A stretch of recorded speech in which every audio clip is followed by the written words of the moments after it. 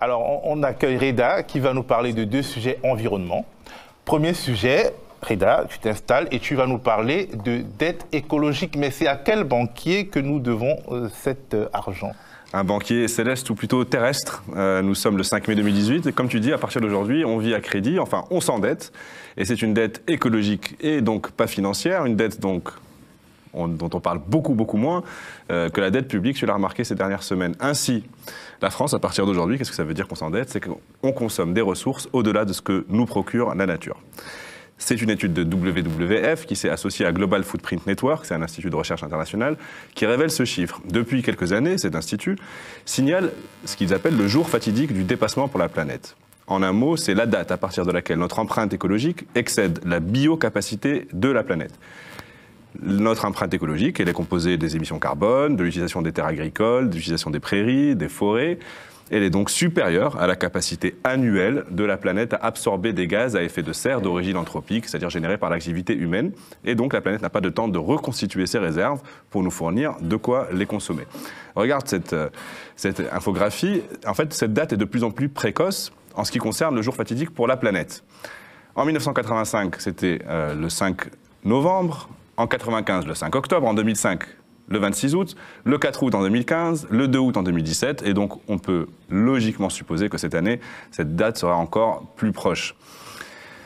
Pour faire simple, à l'échelle de l'humanité, à ce rythme de consommation, il nous faudrait une planète, 7, donc presque 2 planètes, pour continuer à vivre selon le mode de vie que partage l'humanité. C'est une moyenne. Mais c'est la première fois, l'originalité de ce jour, c'est que pour une fois, l'ONG pointe le jour fatidique pays par pays.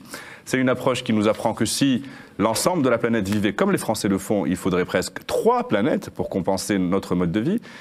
Même si ça ne reste qu'un indicateur qui est souvent critiqué parce que l'empreinte carbone est surévaluée pour certains, etc., ça donne quand même une idée du coût réel qui, pour le coup, n'est pas économique, de notre modèle de développement et même de notre modèle de civilisation, puisqu'on s'endette auprès de la nature, et la nature, je ne suis pas sûr qu'elle fasse des prêts. Elle est payée, cette dette, par d'autres que nous, simplement sur la planète, d'autres humains qui doivent sacrifier leurs conditions de vie, mais aussi toute la biodiversité. C'est ce qui m'amène à mon autre sujet. Ton deuxième sujet?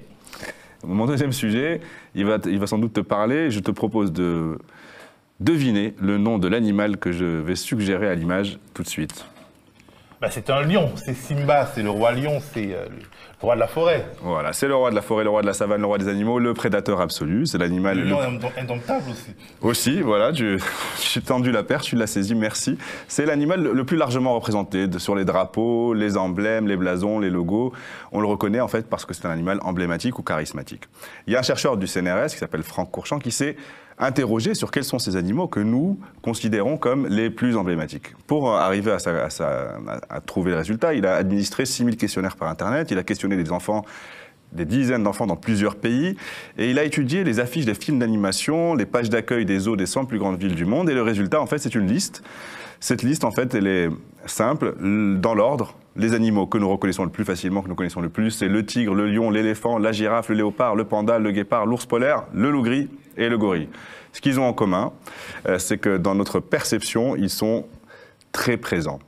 Pourtant, ils sont tous très menacés de disparition et le grand public l'ignore largement. Alors pour le panda, l'ours polaire, le tigre, c'est un peu plus connus puisqu'ils sont régulièrement l'objet de campagnes d'information, donc c'est un peu moins le cas. Mais est-ce que tu sais, qui sait par exemple que la girafe Maasai, qu'on connaît beaucoup puisque c'est un animal fabuleux, a vu disparaître 97% de sa population ces dernières années. En fait, c'est un quasi-génocide à l'échelle d'une espèce et de son patrimoine génétique. Et peut-être que Théo, comme moi, tu connaissais le lion, mais tu ignorais que c'est un animal qui pourrait avoir disparu dans 20 ans, si rien n'est fait à l'état sauvage. Et si on est incapable, nous, incapable d'endiguer la disparition de cet animal, le roi des animaux, quel espoir, s'interroge le scientifique, avons-nous de sauver un papillon sauvage de la forêt amazonienne ou une grenouille exotique du bassin forestier du Congo? Plusieurs études montrent que les tigres, par exemple, auront tous disparu à l'état sauvage dans 20 à 30 ans. Dans 50 ans, on pourrait ne plus trouver d'éléphants dans leur milieu naturel. Et pour les ours polaires, on le sait plus, mais c'est pareil. Et alors, le paradoxe que nous apprend cette étude, c'est que le grand public ne réalise pas le degré de menace qui pèse sur les espèces qu'il apprécie le plus. Et c'est un paradoxe qui est éclairé par l'autre enseignement majeur de cette étude, qui a été publié le 12 avril dans la revue PLOS Biologie, c'est très sérieux.